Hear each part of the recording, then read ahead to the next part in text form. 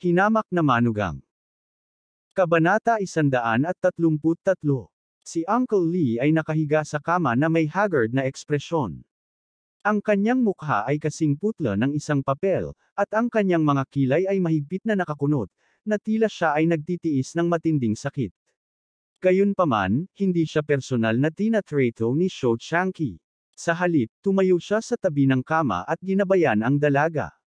May isang set ng silver needles na nakalagay sa bedside table. Hawak ng babae ang mga silver needles at itinuturok sa katawan ni Uncle Lee. Napakahusay ng kanyang acupuncture technique. Mas mabuti pa ito kaysa sa matandang TCM na doktor na 30 taon nang nagpraktis ng medisina. Hindi nakapagtataka na bagamat bata pa siya, ang mga tao ng Wang family ay maaaring hayaan siyang tretuhin ng walang pag-aalala. Kinaumagahan, hindi malinaw ang nakikita ni Alex Dixon, ngunit ngayon ay tumingin siya sa malapitan. Pambihira nga ang itsura ng dalagang ito. Hindi lamang siya maganda at gumagalaw, ngunit mayroon ding isang heroic spirit sa pagitan ng kanyang mga kilay. Hindi alintana kung ito ay ang kanyang hitsura o ugali, siya ay masasabing pinakamahusay sa pinakamahusay. Gayunpaman, ang tinitingnan ni Alex Dixon ay hindi ang kagandahan ng babaeng ito, kundi ang kanyang panloob na katawan. Masasabi niya talaga na kapag ipinasok ng babaeng ito ang karayom, magagamit din niya ang kanyang tunay na chi. Nagulat si Alex Dixon. Hindi niya akalain na sina Shou Changqi at Shou Changqi ay maaari ding ituring na mga cultivator. Ang 5 meridian na ipinamana mula sa pamilya ni Dao at ang kapalaran ng Mountain Physician ay maaaring ituring na mga cultivator. Alam ng mga tao sa pamilya ang mga banal na kasanayan. Napakakaunting mga tao ang nakakaalam ng pamamaraang ito. Dito, kahit na ang mga bihasa dito ay malayo sa pamamaraan ng pagpapatawag ng kidlat ni Alex Dixon. Karamihan sa kanila ay naglilinang ng martial arts. At ang mga naglilinang ng parehong medical at martial arts ay lubhang kakaiba. Gayunpaman, kahit nanilinang ni Shou Changqi at ng kanyang apo ang parehong medical at martial arts, mayroon lamang silang mortal sa katawan. Ang mga mortal ay maaari lamang gumamit ng tunay na chi, ngunit si Alex Dixon ay naipanganak na muli sa pamamagitan ng paglilinang, at ang kanyang pangangatawan ay matagal nang nahihigitan ng mga mortal. Bagamat ang true chi ng isang ordinaryong tao ay hindi gaanong naiiba sa spirit chi sa katawan ni Alex Dixon, ito talaga ang pagkakaiba sa pagitan ng ulap at putik. Sila ay ganap na isang antas ang layo sa isa't isa. Sa mga karaniwang termino, ito ang pagkakaiba sa pagitan ng karbon at diamante. Bagamat pareho ang pinanggalingan ng dalawa. Gayunpaman, ang karbon ay maaari lamang gamitin bilang isang materyal. Limitado ang enerhiya nito at mababa ang presyo nito. Ang brilyante, sa kabilang banda, ay ang esensya ng pagpipino. Sumipsip ito ng malaking halaga ng enerhiya at hindi maihahambing na mahirap. Ang presyo nito ay ilang libong beses din na mas mataas. Kung ang enerhiya ng espiritu sa katawan ay nakondensed sa isang tiyak na lawak, maaari pa ring linangin ng cultivator ang golden core. Kapag dumating ang oras na iyon, magiging karaniwan na para sa magsasaka na makagamit ng langit at lupa na piercing magic o basta-basta na sirain ang isang lungsod. Maraming mga magsasaka ang masusing naglilinang sa buong buhay nila, na nais lamang na linangin ang isang bakas ng espiritual na enerhiya upang makamit ang layunin ng pagpapahaba ng kanilang habang buhay. Gayunpaman, hindi sila nagtagumpay kahit sa kamatayan. Ang mga hindi sumailalim sa muling pagsilang ay hindi magagawang linangin ang spirit chi. Ang isang mortal ay isang mortal. Kung wala ang tamang landas at pagkakataon, gaano man sila nilinang, hindi nila magagawang ganap ang isang immortal physique. Gayunpaman, ang katotohanan na ang batang babaeng ito ay maaaring tumusok sa karayom. Gamit ang kanyang true chi ay isang malalim na paglilinang sa mga mortal. Hindi nakakagulat na si Shou Changqi ay magalang na tinawag bilang Dr. Nanguang. Kaya ito ang dahilan. Matapos tingnan ni Alex Dixon ang inner body ng babae, itinuon niya ang atensyon sa kanyang acupuncture technique. Nang makita niya ang acupuncture technique, hindi niya naiwasang sumimangot. Tinanggal niya ang bibig niya at sinabing, "Sandali lang." Kinakausap ni Alex Dixon ang sarili, ngunit maraming tao sa silid. Walang nang ahas na Gambolane ang babae nang magsagawa ito ng acupuncture. Natahimik ito. Bilang karagdagan, ang kabataang babae ay isang magsasaka, at ang kanyang kakayahan sa pandinig ay maraming beses na mas mahusay kaysa sa mga ordinaryong tao. Nang marinig niya ito ay agad niyang inangat ang ulo niya. Tumingin siya kay Alex Dixon na may galit na ekspresyon. Napansin na lang niya na nakatingin sa kanya si Alex Dixon habang ginagawa ang acupuncture. Tila nagkomento ang mga mata nito sa kanya. Matagal na siyang hindi masaya. Ngayong narinig niya itong halos, natural na hindi niya ito matiis. Ibinaba ng dalaga ang karayom. At naglakad sa harap ni Alex Dixon na malamig ang mukha, tinitigan niya siya at sinabing, ano ang pagkakaiba? Hindi inaasahan ni Alex Dixon na napakahusay ng kanyang pandinig. Hindi na niya ito maitago. Nagpasya siyang maglaro ng pipi. Wala yun. I heard you. Sabi mo masama ang acupuncture skills ko. Naiintindihan mo ba? Agad na nagalit ang dalaga, at bakas sa mukha niya ang sama ng loob. Hindi mo nga naiintindihan nagko-comment ka. Saka anong klaseng pamamaraan ng karayom? Ang sinabi mong ginamit ko. Bahagyang kumunat ang noo ni Alex Dixon. Sa katunayan, ang pamamaraan ng karayom, na ito ay ang pinakakaraniwan sa siyam na malalim na langit na kasulatan. Ang epekto ng pamamaraan ng karayom, na ito ay limitado. Kaso, hindi man lang siya nag-abala na gamitin ito. Ito ay dahil sa cultivation, na napino na ang kanyang kamatayang buto, ang pamamaraan ng karayom na ito ay isang beginner-level technique lamang. Natutunan man ito ni cultivator, ayaw niyang gamitin ito.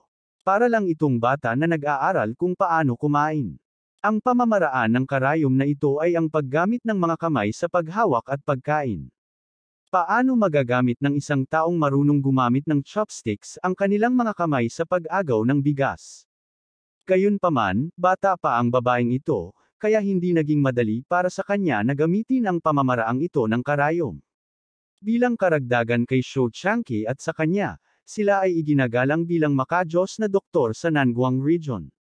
Nasiyahan sila sa mataas na katayuan at espesyal na dumating upang gamutin si Uncle Lee, kaya ayaw silang bigyan ng mukha ni Alex Dixon. Magalang niyang sinabi, "It was my fault. I was rude. I really can't see anything."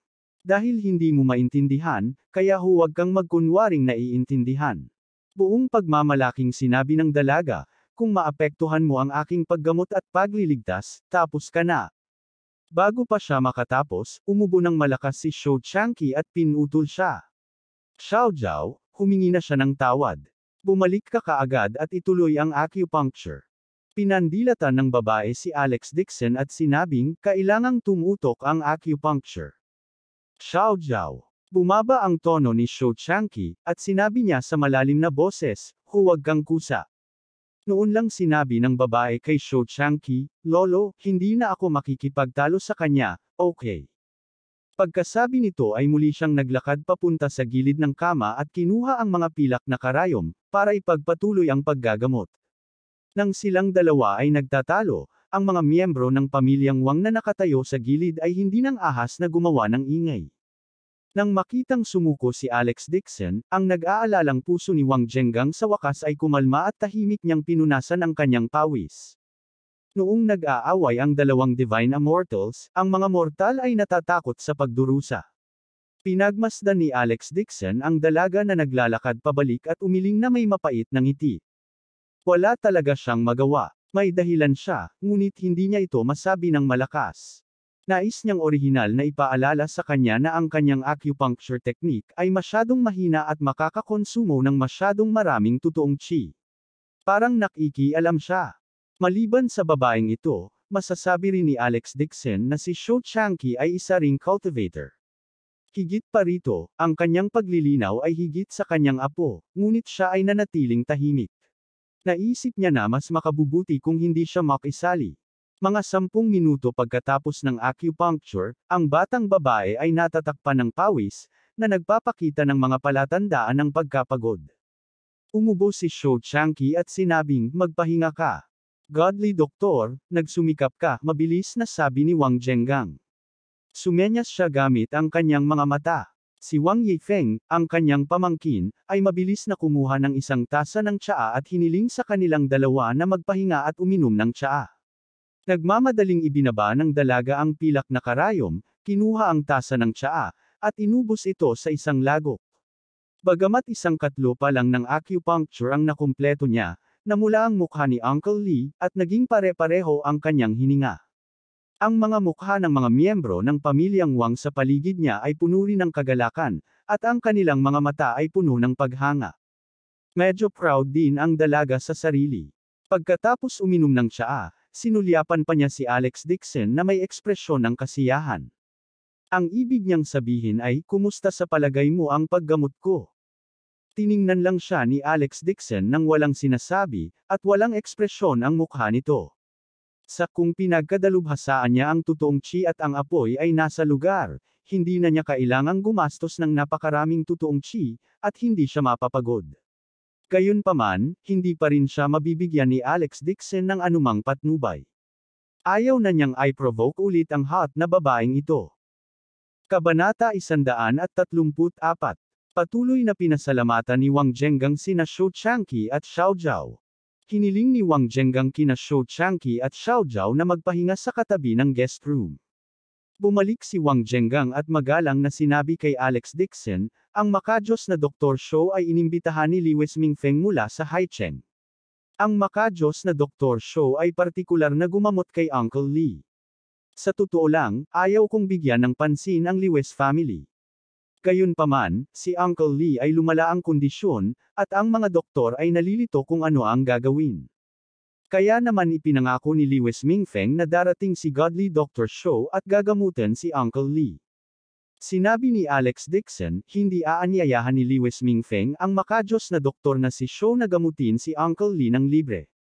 Dapat ay nagbanggit si Li Wesmingfeng ng kanilang kondisyon, tama ba? Mapait na ngumiti si Wang Zhengang at sinabing, Master Dixon, mayroon ka talagang magandang pananaw. Umaasa si Li Wesmingfeng na mapanatili ng Wang family at Li Wes family ang kanilang relasyon at ipagpatuloy ang pakikipag-ugnayan. At gusto rin ni Li Wesmingfeng na pumirma sa kontrata. Umisi si Alex Dixon, sakam talaga si Li Wesmingfeng. Natakot si Wang Zhengang na magalit si Alex Dixon, kaya mabilis na sinabi ni Wang Zhengang, mangyaring huminahon, Master Dixon. Hindi ko ipinangako kay Li Wesmingfeng na ipagpapatuloy ang pakikipag-ugnayan, at hindi rin ako pumayag na pumirma sa kontrata kay Li Wesmingfeng. Sinabi ko lang kay Li Wes family na ang relasyon sa pagitan ng Wang family at ng Li Wes family ay pananatilihin ayon sa sitwasyon. Umiling si Alex Dixon at sinabing, hindi kita sinisisi. Nararamdaman ko lang na masyadong matako si Li Wesmingfeng. At saka, ginawa mo ang lahat para iligtas si Uncle Lee. Dapat din akong magpasalamat sa iyo. Mabilis na sinabi ni Wang Zhengang, si Uncle Lee ay isa rin sa mga kaibigan ng aking old master. Sa Wang family, itinuring namin si Uncle Lee bilang isang miyembro ng pamilya. Dapat ko siyang iligtas. Tumingon si Alex Dixon at tiningnan ang mga sugat ni Uncle Lee. Matapos tulungan ni Xiao Zhao si Uncle Lee sa acupuncture, bumuti ang kondisyon ni Uncle Lee, ngunit nakasimangot si Alex Dixon. Si Uncle Lee ay may mga lumang sugat sa kanyang katawan, at ang kanyang mga meridian ay matagal nang nawasak. Isa pa, nagkaroon din si Uncle Lee ng blood deficiency disease. Ang paggamot ngayon ay ginagamot lamang ang mga sintomas, ngunit hindi ang ugat na sanhi. Sa ibabaw, mukhang malarosas ang mukha ni Uncle Lee, ngunit sa totoo lang, pinipigilan lang niya ang sakit. Sa loob ng 2 araw, ang kanyang kakulangan sa dugo ay babalik, at ang mga sintomas ay magiging mas malala pa. Baka nasa panganib ang buhay ni Uncle Lee. Isang mabilis na desisyon ang ginawa ni Alex Dixon. Tumayo siya sa tabi ng kama at pinulot ang mga pilak na karayom. Sa mesa, nagsimulang mag-acupuncture si Alex Dixon kay Uncle Lee. Nagulat si Wang Zhengang nang makita niya si Alex Dixon na nagsagawa ng acupuncture. Gustong pigilan ni Wang Zhengang si Alex Dixon, ngunit nang makita ni Wang Zhengang ang mahusay na pamamaraan ni Alex Dixon, mabilis siyang tumigil. Maingat nang umiti si Wang Zhengang nang humihingi ng tawad at sinabi, Master Dixon, ano ang ginagawa mo?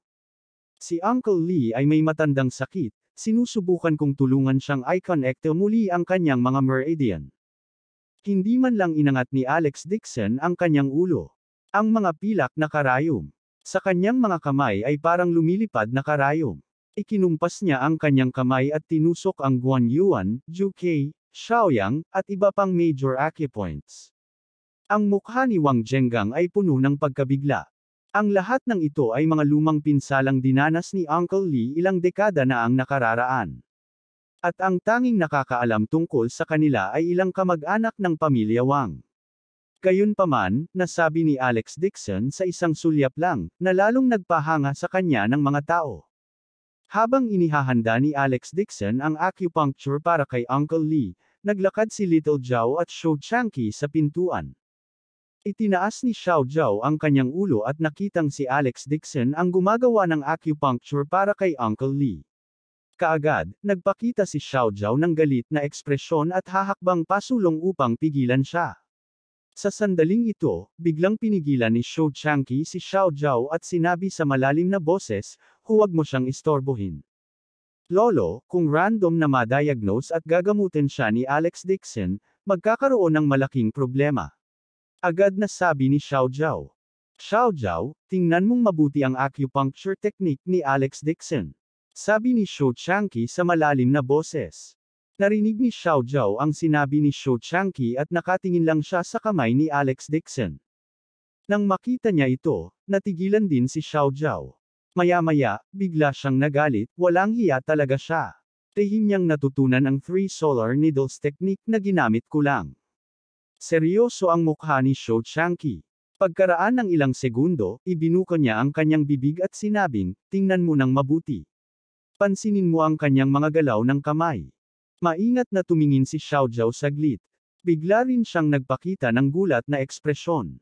Kilala ni Xiao Zhao ang pamamaraan ng karayom na ginamit ni Alex Dixon ay talagang ang pinakahuling kasanayan na ipinasa sa Shou family, ang 3 solar needles technique.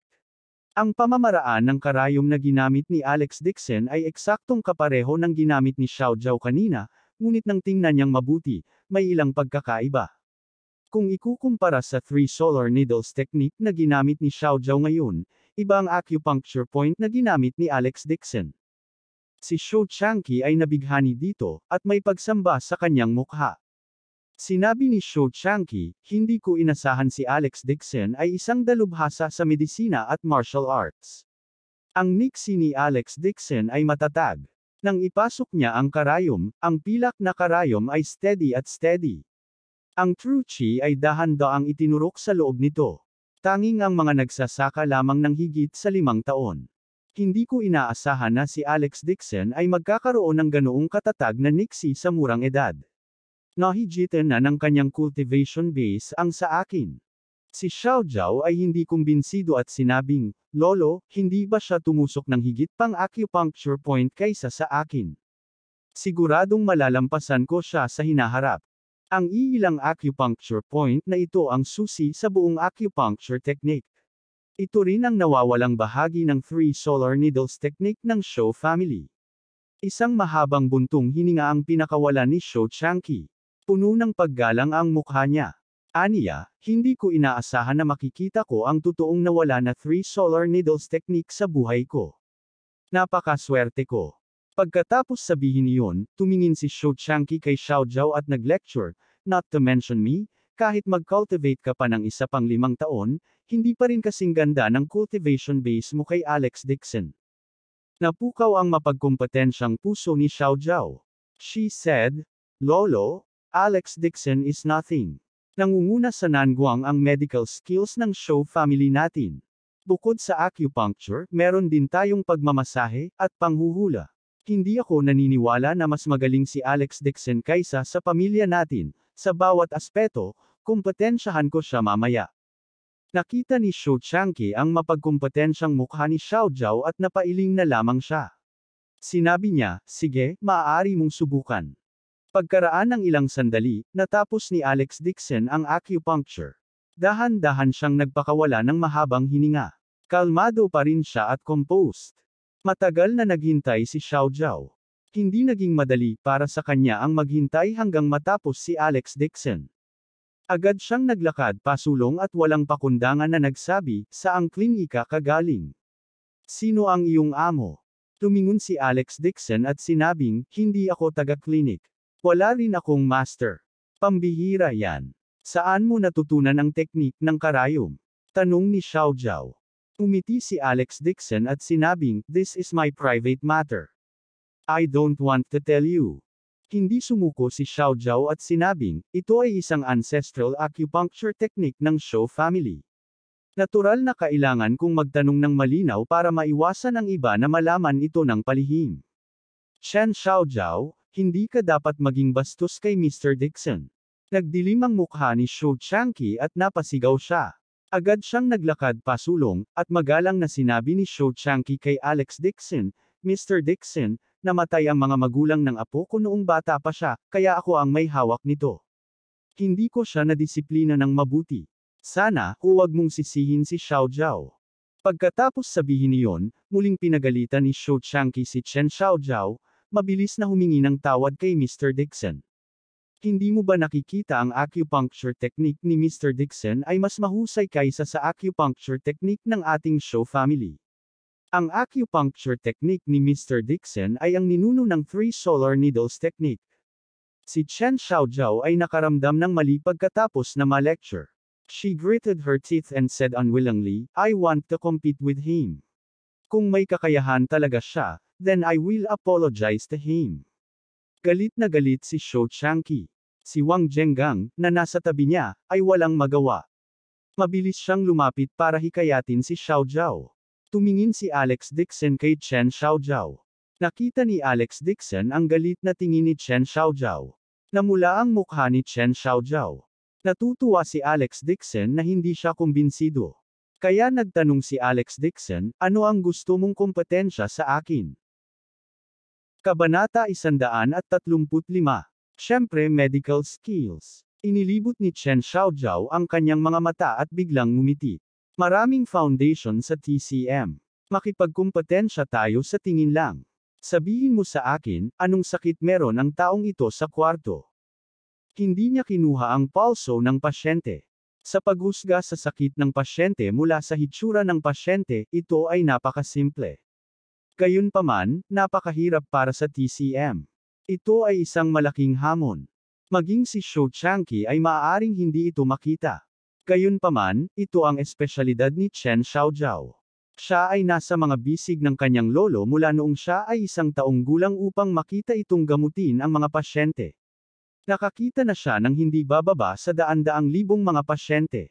Kahanga-hanga ang kanyang memorya. Naaalala niya ang halos lahat ng sakit at ikinategorya ang mga ito. Sa paglipas ng panahon, masasabi niya ang kalagayan ng pasyente sa pamamagitan lamang ng pagtingin sa kanyang mukha. Bukod dito, halos imposible para sa kanya na gumawa ng anumang mga pagkakamali. Xiao Zhao, pinapahirapan mo siya. Hindi nasisiyahang saway ni Shou Changqi sa kanya. Gayunpaman, tumango si Alex Dixon at ngumiti. "Kung gayon gagawin ko ang sinabi mo." Pumayag naman si Alex Dixon. Walang ibang sinabi si Shou Changqi. Gusto rin niyang makita ang kakayahan ni Alex Dixon. "Mauuna na ako." Masaya si Chen Xiao Zhao. Agad siyang naglakad pasulong at tumutok sa paglalakad sa harap ng lahat. Tinitigan niyang mabuti ang mga pasyente. Napakabagal ng tingin niya. Tiningnan niya ang lahat ng hindi bababa sa 3 minuto. Pagkaraan ng higit sa 1 minuto, ngumiti si Chen Xiao Zhao at sinabing, "Nakita ko ang lahat." Namula ang noo ni Wang Zhengang at may mga paalang na linya. Dapat ay nagkaroon siya ng alta presyon. Karaniwan siyang may magaan na karanasan at hindi mahilig sa malalaking isda at malaking karne. Nang matapos siyang magsalita, bumulalas si Wang Zhengang, "Nakakamangha talaga si Dr. Chen. Mayroon akong high blood." Muling itinuro ni Chen Xiao Zhao si Wang Yifeng at sinabing, "Namumula ang iyong kilay at namumugto sa iyong mga mata. Mayroon kang lagnat sa baga. Halos gumaling ang iyong kalagayan." Mapait na ngumiti si Wang Yifeng at sinabing, "Hinahangaan kita. Noong nakaraang linggo, umubo ako at nagdulot ng pinsala sa baga, malapit ko na itong mapagaling." Isa-isa niyang itinuro ang mga sakit ng iilang tao, at lahat ng mga ito ay tama. Lahat ay may nagulat na ekspresyon sa kanilang mga mukha, at pinuri nilang lahat si Elder Shou sa pagtuturo sa kanila ng mabuti. Napakabata ng kanyang apo, ngunit ang kanyang mga kasanayan sa medikal ay talagang kamangha-mangha. May ngiti din sa mukha si Shou Changqi. Medyo proud siya sa sarili niya. Sa wakas, tumingin muli si Chen Xiaojiao kay Alex Dixon. Napangiti siya nang may pagmamalaki at sinabing, Mr. Dixon, pinakamaganda ang kalagayan mo. May sakit ka sa puso. Umiti si Alex Dixon at sinabing, hindi ko akalain na magkakaroon ka ng ganitong kahangahangang kasanayan sa medisina kahit na wala ka pang 20 taong gulang. Hinahangaan din kita. Gayunpaman, mayroon ka pa ring maliit na pagkakamali. Babawiin ko ito, para sa iyo. Pagkatapos sabihin iyon, itinuro niya si Wang Zhengang. Bukod sa alta presyon, si Boss Wang ay may diabetes at palpitations din sa puso. Lalo na ang mga tadyang sa kaliwang dibdib na dapat noon pa ay nabali. Ayon sa espekulasyon, ito ay maaaring isang lumang pinsala mula sa 1 taon na ang nakakaraan. Nanginginig ang buong katawan ni Wang Zhengang at sinabing sa gulat, Mr. Dixon, napakalakas ng iyong medikal na kakayahan, nakikita mo pa ang aking diabetes at bali. Naaksidente ako sa sasakyan 13 taon na ang nakakaraan at nabali ang aking mga tadyang. Umiti si Alex Dixon at tinuro si Wang Yifeng. Na-infect ang baga niya dahil sa sipon pagkatapos uminom, at sa kidney deficiency. Maliban sa lung heat, ang problema niya ay ang kidney deficiency. Ang pag-alis ng init sa baga ay kailangan munang gamutin ang kidney. Napahiya si Wang Yifeng at sinabing, magaling talaga si Mr. Dixon. Nakatulog nga ako pagkatapos uminom, at ang sipon ay humahantong sa sakit ng baga. Nakita ni Chen Xiaojiao si Alex Dixon na pandagdag sa kanilang kondisyon. Pareho siyang nagulat at mas lalong hindi kumbinsido. Hindi niya masabi ang mga nakakatakot na sakit na ito sa pamamagitan lamang ng pagtingin sa kanila. Ngunit si Alex Dixon ay casual na sumulyap sa kanila, ngunit siya ay nataman ng pako sa ulo. Kinagat ni Chen Xiaojiao ang kanyang mga labi. Sabi niya, Mr. Dixon, ang sakit mo sa puso, tama ba ako? Ganoon ba? Umiti si Alex Dixon at inabot ang kamay kay Shou Changqi. Maaari ba akong tulungan ni Elder Shou na kunin ang aking pulso? Tanong niya. Saglit na nag-alinlangan si Shou Changqi at inilagay ang kamay sa pulso ni Alex Dixon. Ilang sandali pa, ibinaba niya ang kanyang kamay at tumingin kay Chen Xiaojiao. Saway niya, you are showing off your ability in front of Mr. Dixon. Quickly apologize to Mr. Dixon.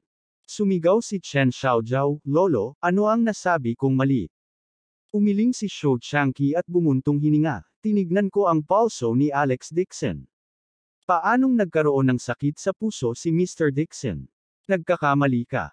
Ano? Hindi makapaniwala si Chen Xiaojiao sa kanyang narinig. Hindi siya nagkamali sa mahigit 1 taon. Ang mga katangian ng sakit sa puso ay ang pinakamadaling makita. Paano siya nagkamali? Naglakad siya sa harap ni Alex Dixon at inilagay ang kamay sa pulso nito. Natigilan din siya at namula ang mukha. Napakabuti ng kanyang puso. Wala siyang sakit sa puso. Sa wakas ay naunawaan niya ang ibig sabihin ni Alex Dixon nang sabihin niyang halos. Binigay pa rin ni Alex Dixon ang mukha niya, hindi niya sinabi ang totoo. Pinandilatan siya ni Shou Changqi at sinabing, mas mataas ang cultivation base ni Mr. Dixon kaysa sa iba. Ikaw ang nagkamali sa paghusga sa kanya. Bakit hindi ka humihingi ng tawad? Nagulat din si Shou Changqi nang sabihin niya ito. Masasabi niyang kinokontrol ni Alex Dixon ang kanyang panloob na chi upang baligtarin ang daloy ng true chi sa kanyang katawan upang lumikha ng ilusyon na inaatake siya sa puso. Kaya pala naloko ang apo niya. Gayunpaman, ang baligtad na daloy ng true chi sa kanyang katawan ay nagdudulot ng matinding sakit. Gayunpaman, hindi lamang kayang kontrolin ni Alex Dixon ang true chi flow sa kanyang katawan, malaya din itong makontrol. Higit pa rito, ang kanyang ekspresyon ay katulad ng dati, na walang kaunting pahiwatig ng sakit. Ang kanyang cultivation base ay malamang na hindi lamang 5 taon, ito ay hindi bababa sa 100 taon. Alam ni Shou Changqi na nakatagpo siya ng isang nakatagong eksperto. Ang kanyang apo ay patuloy na pinupukaw si Alex Dixon. Sa kabutihang palad, si Alex Dixon ay isang maginoo. Kung siya ay galit, natatakot siya na sa isang galaw lang ay matatapos na siya at ang kanyang apo. Wala man lang silang lakas para lumaban. Si Shou Changqi ay nagmamadaling itinago ang kanyang mga kamao at sinabi kay Alex Dixon, "Ako ang hindi nagdisiplina ng mabuti sa aking apo. Huwag akong sisihin, Master Dixon. Paparusahan ko siya sa aming pag-uwi." Nabawi din ni Chen Xiaojiao ang kanyang pakiramdam. Alam niya na ang kanyang mga kasanayan sa medikal ay mas mataas ng ilang antas kaysa sa kanya. Kailangan niyang aminin na kumbinsido siya. Ibinaba niya ang kanyang ulo at sinabing, "Inaamin ko na ang iyong mga kasanayang medikal ay mas mahusay kaysa sa akin." Umiti si Alex Dixon at winagaway ang kamay niya. Ang medikal na pagsasanay ay upang matulungan ang mundo na iligtas ang mga tao. Hindi kailangang maging malakas o hindi. Siguro alam ko ang kaunti tungkol dito. Hindi ako isang TCM na doktor, ako ay karaniwang tao. Elder Shou, ilang dekada ka nang nag-practice ng medisina. Kailangan mo pang magtanong sa akin mula ngayon. Ang kanyang mga salita ay nagpahiya kay Shou Changqi, ngunit lalo niyang hinangaan. Ang mga medikal na kasanayan ni Alex Dixon ay malinaw na mas mataas kaysa sa kanya, ngunit sadyang binigyan siya ng paraan. Ito ay dahil ang lahat ng naruroon, kabilang ang kanyang apo, ay hindi upang makita kung gaano kahusay ang mga kasanayan ni Alex Dixon sa medikal. Ang kanyang mga kasanayang medikal ay umabot na sa sukdulan ng pagiging perpekto. Malamang na walang pangalawang tao sa buong Huasia. Itinaas ni Shou Changqi ang kanyang mga kamay kay Alex Dixon at seryosong sinabi, "Hindi ko inaasahan na makikilala ko ang isang Grandmaster na tulad ni Master Dixon noong nabubuhay pa ako. Sana ay turuan mo na ako mula ngayon." Pinagkrus ni Alex Dixon ang mga kamay sa likod at nakitang tumango. Nagulat si Shou Changqi at mabilis na sinabi, "Salamat, Master Dixon." Nang makita ng mga tao sa kwarto ang pag-uusap nilang dalawa ay natigilan silang lahat. Siya ang numero 1 makajos na doktor sa rehiyon ng Nanguang. Paano niya ibababa ang sarili para humingi ng patnubay kay Alex Dixon? Nagulat ang lahat ng nasa kwarto sa kanilang nakita. Kahit saan magpunta ang numero 1 makajos na doktor sa Nanguang, palagi siyang igalang. Iginagalang din ng lahat ng malalaking ospital si Elder Shou. Sa harap ni Alex Dixon, siya talaga kumilos bilang isang mag-aaral sa elementarya at magalang na humingi ng patnubay mula sa kanyang master. Ito ay hindi kapanipaniwala. Kabanata 136. Natigilan din si Chen Xiaojiao sa kanyang nakita, ngunit hindi na siya naglakas loob na magtanong pa. Tumingin si Alex Dixon kay Shou Changqi at sinabing, "Elder Shou, inimbitahan ka ba ni Liwes Mingfeng sa Wang family para magpatingin sa doktor?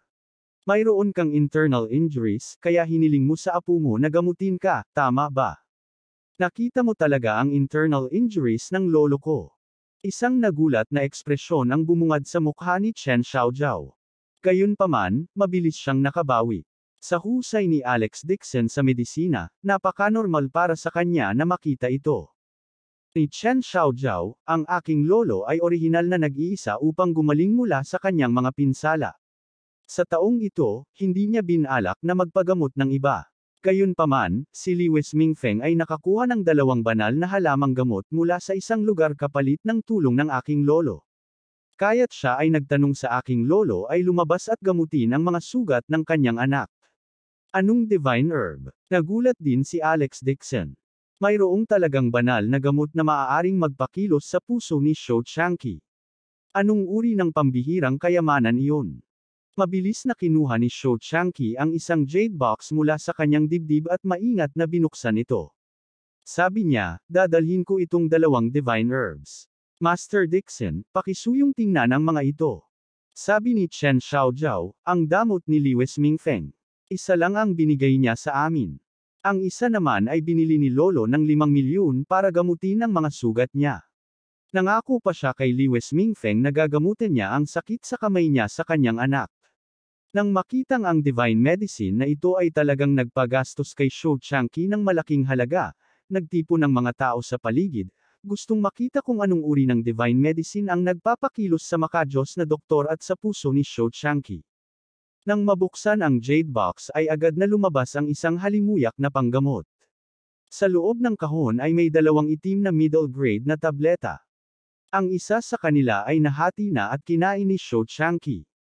Kumuha si Shou Changqi ng isang jade na kutsilyo at maingat na pinutol ang isang pirasong kasing laki ng kuko.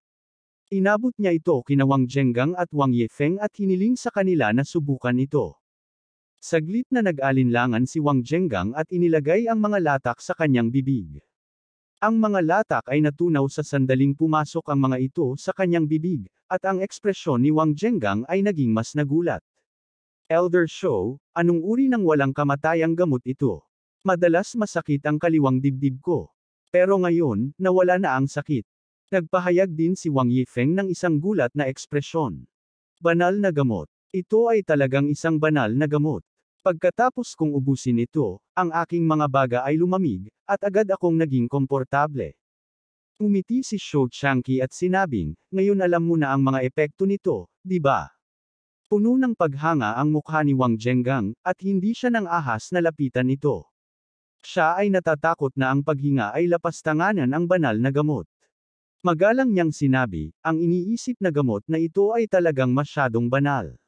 Kung magagawa mo ito, handa akong gumastos ng maraming milyon para bilhin ito. Mapait nang umiti si Shou Changqi at sinabing, napag-aralan ko na rin ang medicinal formula nito, ngunit hindi ko makita ang komposisyon nito. Ang alam ko lang ay isa itong long-lost alchemy technique. Natatakot ako sa dalawang banal na gamot na ito ay extinct na sa mundong ito. Nakita ni Alex Dixon ang dalawang medicinal pill at natigilan siya. Tapos, ngumiti siya ng mapait. Elder Shou, gumastos ka ng 5 milyon para makabili ng gamot na ito. Oo. Nagpakawala ng mahabang buntong hininga si Shou Changqi. Hindi magkano ang 5 milyon. Sa palagay ko, sulit ang paggastos ng 10 milyon para makabili ng ganitong uri ng gamot sa espiritu na matagal nang nawala. Master Dixon, masasabi mo rin na ang dalawang tabletang ito ay may kakaibang pinagmulan. Sinabi ni Ming Feng na ang taong nagpino ng tabletang ito ay isang hidden grandmaster, higit siya sa 150 taong gulang. Siya ay lumuhad sa tirahan ng grandmaster sa loob ng 3 araw at 3 gabi. Nabili lang niya ito sa presyong 10 milyon. Sa pangalawa isang araw pagkatapos niyang bumili ng gamot, umalis si grandmaster sa kanyang tirahan upang gumala sa mundo.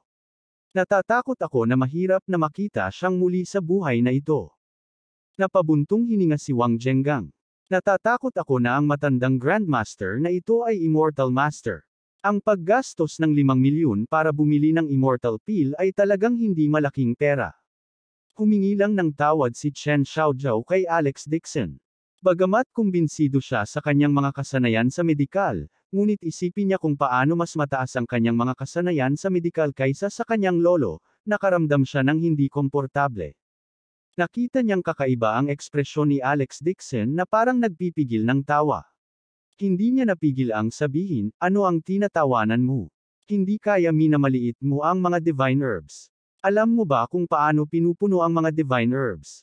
Sandaling natigilan si Alex Dixon. Nang makitang nakatingin sa kanya ang lahat, nasabi na lang niya, ang dalawang tabletang ito ay gawa-gawa ko. Elder Shou, nalinlang ka ni Lewis Ming Feng. Nang mawala ang boses niya, tumahimik ang buong kwarto. 12-dosenang mga titig ang sabay na napako sa kanya. Natigilan si Shou Changqi sa kinatatayuan. Hindi na siya makabalik sa katinoan. Pagkaraan ng ilang sandali, gulat niyang sinabi, Master Dixon, gumawa ka ba talaga ng ganitong uri ng walang katulad na banal na gamot? Ibinuko ni Chen Xiaojiao ang kanyang bibig, na parang na-freeze ang kanyang katawan. Tumango si Alex Dixon at sinabi sa kanya ang buong pangyayari. Sinabi lamang niya sa kanya na natutunan niya ang isang sinaunang kasanayan sa medisina at gumawa ng gamot para sa biyenan upang gamutin ang kanyang mga pinsala. Pagkatapos ni Alex Dixon, idinagdag niya, ang gamot na ito ay ginagamit upang gamutin ang mga pasa at sugat ng aking ama, kaya binawasan ko ang ilang mga gamot. Ito ay may side effect. Hindi ko inaasahan na gagamitin ito ni Lewis Ming Feng para manloko ng pera. Ito ay walang hiya talaga. Pagkatapos niyang magsalita, muling tumahimik ang mga tao. Laking gulat ni Shou Changqi na hindi man lang siya nakapagsalita. Nanginginig tuloy ang balbas niya. Napatulala din si Wang Zhengang. Biglang napuno ng ligaw ang puso niya. Walang kabuluhan ang patuloy niyang pagsisikap na pasayahin si Alex Dixon. Ang kanyang mga pagsisikap ay hindi nawalan ng kabuluhan. Nagulat din si Wang Yifeng. Dati, nagreklamo siya tungkol kay Wang Zhengang na sinusubukan niyang pasayahin si Alex Dixon. Naramdaman niya na sa katayuan ng Wang family, hindi na kailangang ibaba ang sarili sa harap ni Alex Dixon. Ngunit ngayon, lubos siyang kumbinsido. Ang mga makapangyarihang figure tulad ni Alex Dixon ay bihira sa mundong ito. Si Wang Zhengang ay matalino. Nakita ni Alex Dixon na natigilan ang lahat at sinabing, kaya ko pa namang gawin ang ganitong uri ng gamot, hindi naman ito malaking bagay. Pagdating ng panahon, bibigyan ko kayo ng tig-isang tableta. Master Dixon, isa ka talagang benefactor ng Wang family. Tuwang-tuwa si Wang Zhengang kaya hindi siya makapagsalita ng maayos. Nang makita niya si Alex Dixon na nakatayong roon, dali-dali niyang dinala ang isang stool at pinunasan iyon ng manggas. Master Dixon, maupo ka. Mabilis ding nagdala si Wang Yifeng ng isang tasa ng tsaa at magalang na iniharap ito kay Alex Dixon. Master Dixon, nauuhaw ka ba? Uminom ka ng tsaa. Kung nakita ng mga tagalabas ang prestihiyosong pamilya Wang sa Jinling City na sinusubukang sip-sip kay Alex Dixon, iisipin nilang masisira ang kanilang tatlong pananaw. Master Dixon, ikaw talaga ang Immortal Master. Bumantong hininga si Shou Changqi mula sa kaibuturan ng kanyang puso. Kahit na mabuhay pa siya ng 5 taon, maaari niyang maabot ang mas mababa 10% ng naabot ni Alex Dixon. Namula ang magandang mukha ni Chen Xiaojiao. Ngayon lang, hindi pa rin siya kumbinsido, ngunit ngayon ay lubos na siyang kumbinsido. Bumalik siya sa katinoan at galit na sinabi, walang hiya talaga si Liwes Mingfeng. Niloko pa niya ang pera ng lolo ko. Sinabi ni Shou Changqi sa malalim na boses, ang presyo ng banal na gamot na pinadalisay ni Master Dixon ay itinakda sa 5 milyon. Talagang hindi ito magkano. Ngunit ginamit talaga ni Liwes Mingfeng ang banal na gamot ni Master Dixon para linlangan ang mga tao, at gumawa pa ng kasinungalingan. Talagang kasuklam-suklam siya. Hindi ko nagagamutan ang sakit sa kamay ng kanyang anak. I-report ko rin ang kanyang kasuklam-suklam na mga aksyon sa medikal na mundo ng buong Southern Guang Province. Galit ding sinabi ni Wang Zhengang, mula ngayon, puputulan na ng pamilya Wang ang lahat ng pakikipag-ugnayan kay Liwes Mingfeng. Ipapahayag ko rin ang kanyang pakikipag-usap sa mga kaibigan ko sa mundo ng negosyo, para hindi na sila makipag-deal sa kanya. Tahimik ding natuwa si Wang Yifeng na umalis na siya sa kasal nila ni Megan Liwes matagal na ang nakalipas. Ngayon na sinakta ni Liwes Mingfeng ang medikal na mundo ng Nanguang at ang kanyang reputasyon sa mundo ng negosyo, magiging mahirap para sa kanya na bumalik sa hinaharap. Tumayo si Alex Dixon at sinabing, Elder Shou, ang gamot na ito ay mabisa para sa iyong panloob na mga sugat, ngunit kulang ito ng kanilang gamot. Ito ay maaaring ituring na isang may sira na gamot na hindi lubos na makapagpapagaling sa iyong sarili panloob na mga pinsala. Pagka-uwi ko, magpipino ako ng ilang mas kumpletong pills. Kapag nainom mo ang mga ito, ang iyong panloob na mga pinsala ay ganap na mawawala. Salamat, Master Dixon. Puno ng pasasalamat ang mukha ni Shou Changqi, at yumuko siya ng malalim kay Alex Dixon. Inilibot ni Chen Xiaojiao ang kanyang mga mata. Kanina lang galit siya kay Alex Dixon, pero ngayon ay tuluyan na itong nawala. Naglakad siya pasulong at sinabi kay Alex Dixon na may pulang mukha, Kuya Dixon, salamat. Abangan ang susunod na kabanata.